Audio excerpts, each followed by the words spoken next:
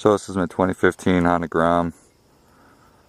I see everybody else doing a mods list, and when I started building this, I was always looking at videos trying to figure out what I want, what the other guys recommend, what they say about a certain product, and so on and so forth. But really it all comes down to what you're going to be using it for. Obviously I'm going to be using mine for a stunt bike, a hooligan bike, whatever you want to call it, and for that I got a few tips. Stock exhaust, keep that because you can go romping around. No one will hear you ever. So everybody says change the exhaust out, you gain like an extra 3-4 miles per hour, and then put a power commander, and then that's really it for power that you can really do. But what's the point? It's a stunt bike. It doesn't need to go fast. It needs to do slow, tight circles, which I can't do, but hell, I can't even really do a real slow wheelie yet. I'm getting there though, I'm getting there. So first mod was actually not doing a mod, so that's number one. Second mod that I ever did was the Pro Taper KLX DRZ 110 bars. For me, I like them. Second mod I did was, what was the second mod? Airbox mod. I just cleaned it up. Just made it breathe a little better. I don't think it did anything. Everybody says it does. I don't know. Did I say second mod? That was third mod, sorry. Yeah.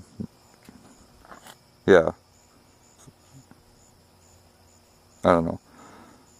Wait. 1, 2, 3, yeah. Fourth mod was the Brembo. Dual caliper with a big rotor. This is the stock OEM front rotor, fits on. This is a kit I got from Perfect Stranger. These are dual P34s, Brembos, stainless steel, and then just a normal rubber braided brake line, whatever you want to call it. And then fifth mod, what did I do?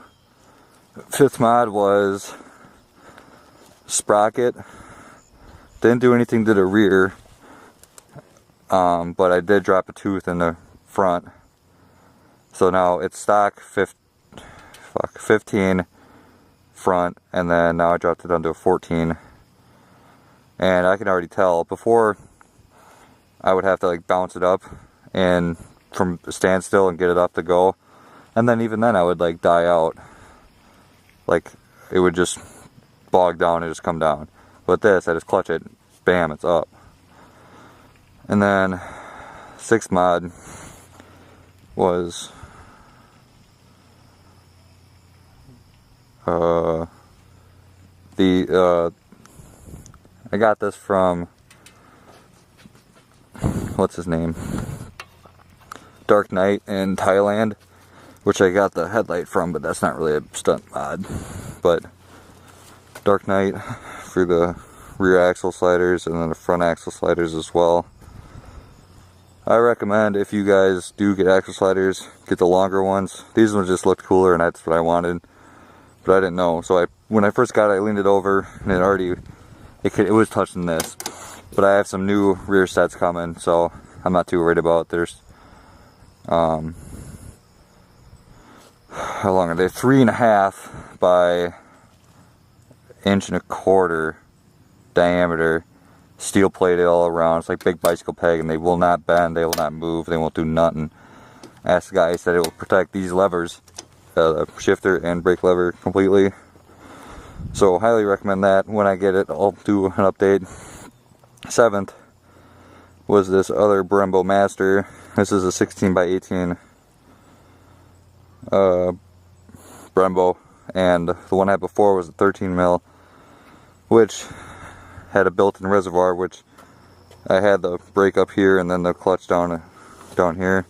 So it was backwards, but now that I'm doing this again, I'm getting confused. I keep pulling this one thinking it's the brake and this one thinking it's the clutch. That's my fault, but Yeah, that's my Grom. I had nothing with the engine. It's stock 125.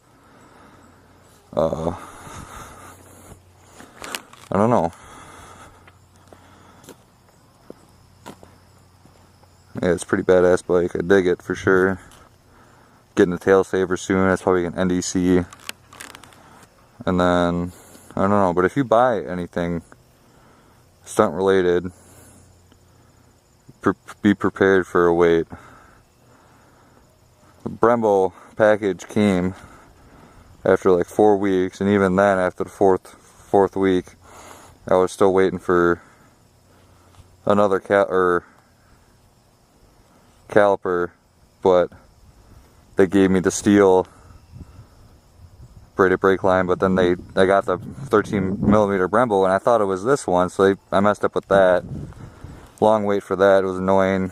A lot of hassle putting it on, and then bleeding it. It's annoying. I can't get back there with the wrench, so it's like super hard,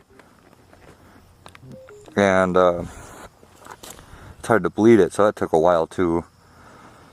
And these, no good directions putting on. Just literally just pull out and screw it together, and that's it.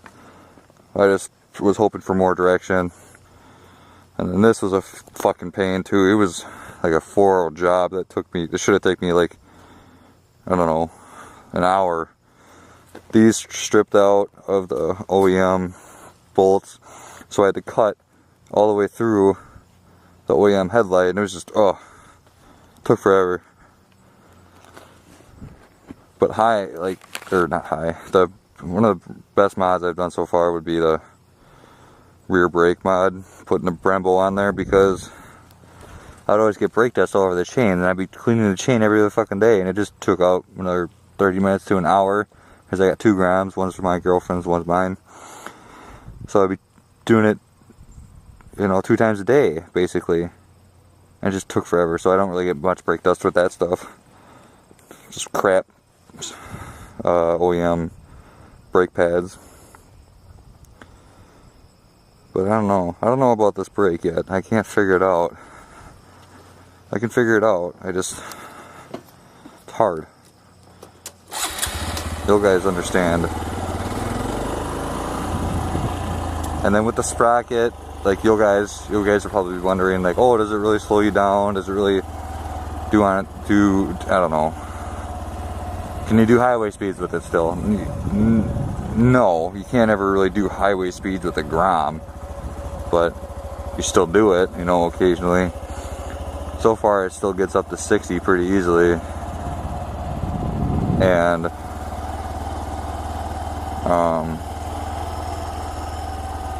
I don't know where I was going with that. Is that if you're thinking about getting a sprocket, and you're only going to be using the bike for stunting, get a 40 or 45 rear, but then you won't go past 35. So just if you're looking for stunting only, that's it. No other riding, basically. 45, 40. If you want to do daily riding, drop a tooth in the front. Awesome. Like watch, I used to have to do this. I used to have to like bounce it like that to get it up. Now I just do that and it's up. Perfect. I don't have to worry about bouncing it up anymore. The last thing I have to worry about. I have issues with like falling at a side and shit. Oh god.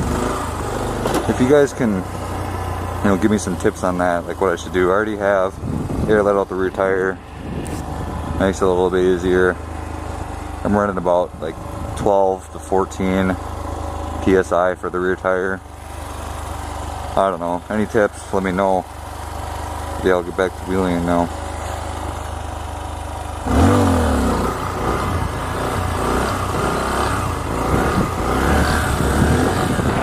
See? You see that? It's just like...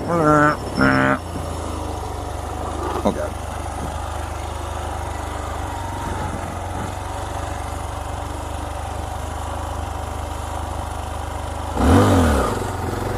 Oops.